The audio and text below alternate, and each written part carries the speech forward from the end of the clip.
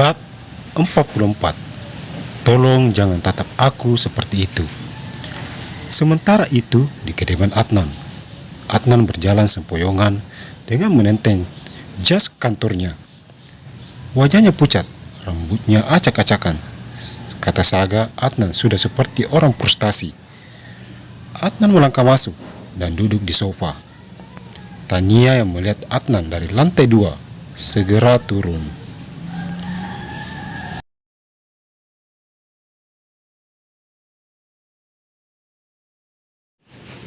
Kenapa lagi kamu, Adnan? Semakin hari, hidupmu semakin tidak karuan. Tania duduk dekat Adnan. Adnan pusing, Mom. Adnan harus berbuat apa lagi untuk mendapatkan maaf dari Gio. Sudah beberapa cara Adnan lakukan, tetapi tetap saja Gio tidak mau menerima Adnan. Adnan menyandarkan tubuhnya di punggung sofa sambil memijit kepalanya. Apa kamu sudah melakukan seperti apa yang Mami perintahkan padamu? Sudah, Mom. Tetap saja Gio masih begitu membenci Adnan. Adnan pusing.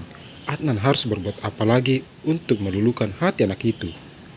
Adnan mengusap wajahnya kasar, lalu menunduk.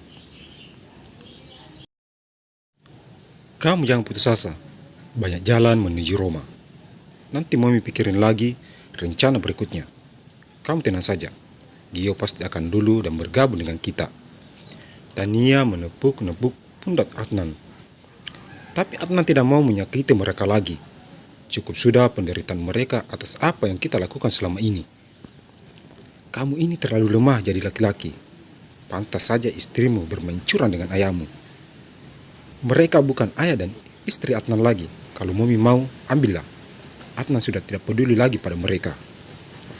Amit-amit. Pokoknya kamu harus membujuk Gio kemari. Lalu kita ambil kembali harta keluarga kita dari tangan Melati. Tania pergi meninggalkan Adnan.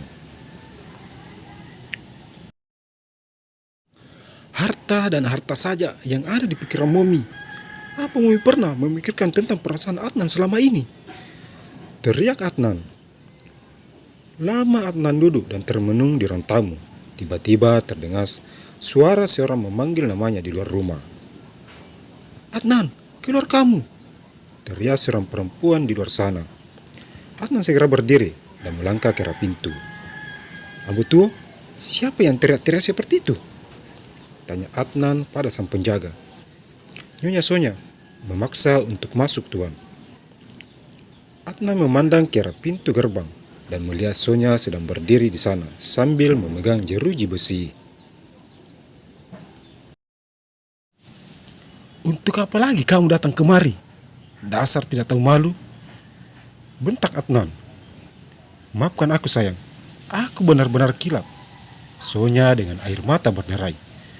Hah? Kilap katamu? Aku curiga. Jangan-jangan selama ini kamu banyak bermain di belakangku. Sumpah Adnan, seumur hidupku cuma kamu dan Dedi. Tidak ada yang lain. Sungguh tidak tahu malu. Aku sangat bosan melihatmu. Adnan, Tuhan saja memaafkan hambanya yang berdosa. Kenapa kamu sebagai hamba tidak bisa?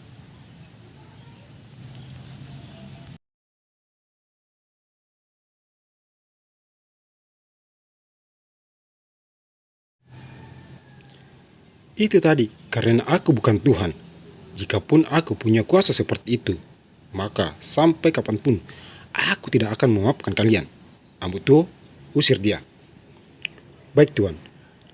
Ingat, Adnan. Aku tidak akan membiarkanmu hidup bahagia sampai kapanpun. Sonya pergi meninggalkan kediaman Adnan dengan wajah memerah. 1 minggu sudah berlalu setelah kejadian di kafe itu. Gio kembali bekerja seperti sedia kala. Beda halnya dengan Melati. Perempuan cantik itu terlihat sedang bersiap-siap ke Thalia Group karena ada sedikit urusan yang harus dia selesaikan di sana. Melati memakai rok hitam dipadukan dengan kemeja dengan panjang berwarna biru muda hingga semakin menambah daya tarik pada setiap mata yang memandangnya. Jonathan menunggunya di teras sambil menikmati secangkir kopi panas yang sudah disediakan oleh Elin.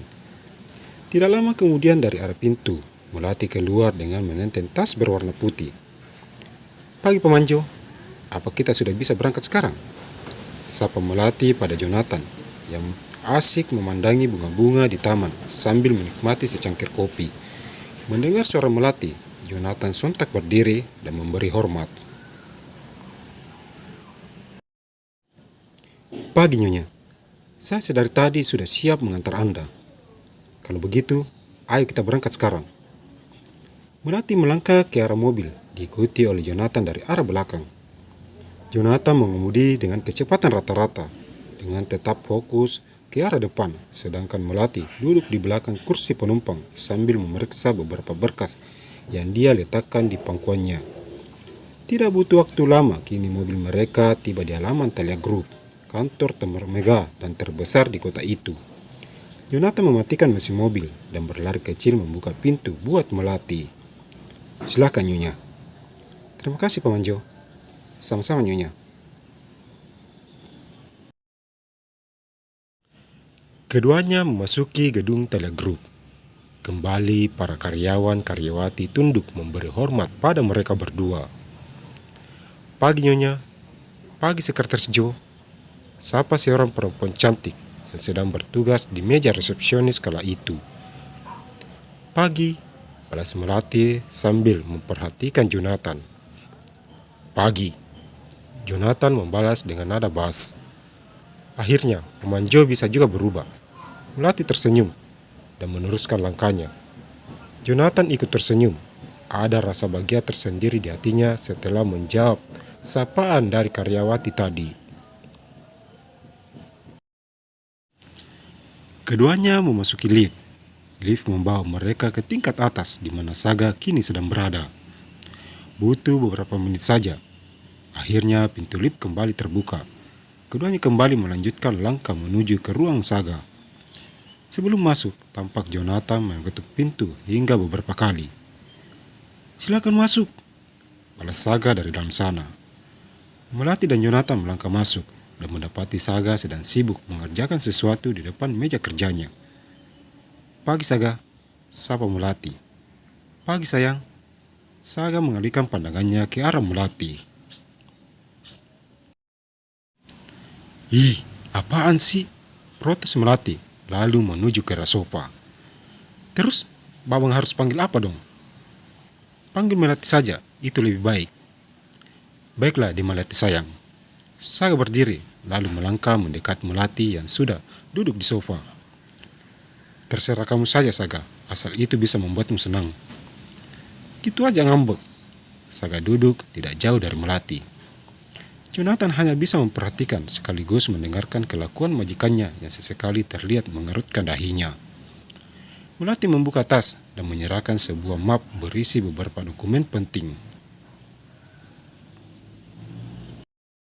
Saga mengambil lalu membukanya.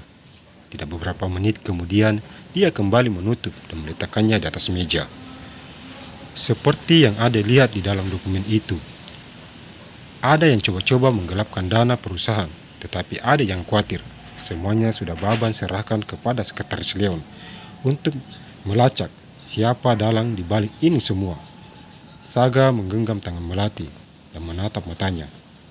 Melati mencoba menarik tangannya, tapi Saga tidak ingin melepaskannya. Baban benar-benar menyayangimu sayang. Biarkan Baban jadi pelindung kalian berdua, dan kita habiskan sisa hidup ini sampai ajal memisahkan kita. Perasaan Melati kini campur aduk, antara senang, deg-degan, dan juga malu karena sedari tadi pandangan Jonathan tidak lepas dari mereka. Tolong jangan pandangi aku selekat itu. Kamu bisa membuatku benar-benar jatuh cinta padamu. Melati dalam hati, lalu membuang pandangannya ke tempat lain.